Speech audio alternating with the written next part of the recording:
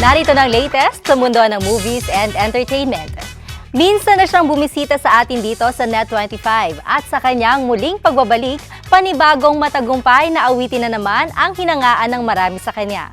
Isa si Juan Carlos Labajo o si JK sa mga maituturing nating bagong boses ng kabataang OPM.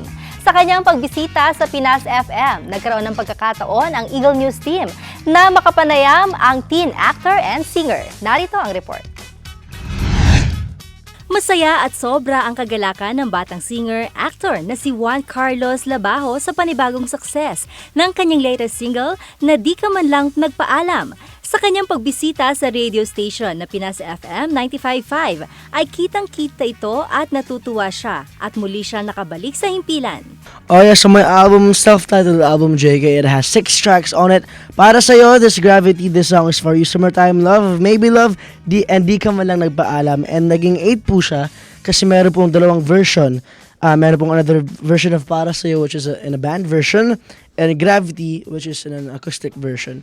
Isang batang puno ng pangarap, puno ng pagmamahal at puno ng pag-asa. Nagsimula ang career sa mainstream music scene ni JK sa kauna-unahang season ng The Voice Kids Philippines. Nagtuloy-tuloy ito hanggang mapabilang siya sa Final Four ng kompetisyon na ito.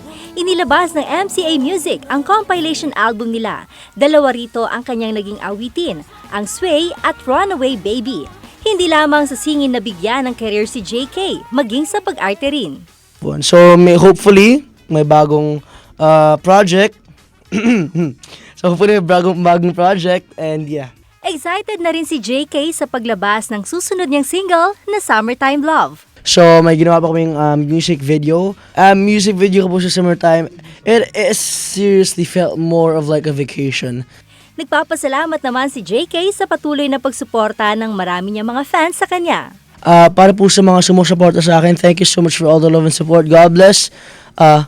Take care always. Thank you so much for everything. Thank you so much from the beginning and till the end. Pwede po mahanap sa Instagram. Hindi po sulab ng Instagram. Pero sa Instagram, at Carlos Labajo, you can go ahead and check my account if you're interested.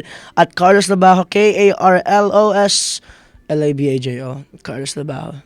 Naka-out pa rin ang self-titled album niya sa lahat ng mga digital stores worldwide at mga record bars outlet nationwide.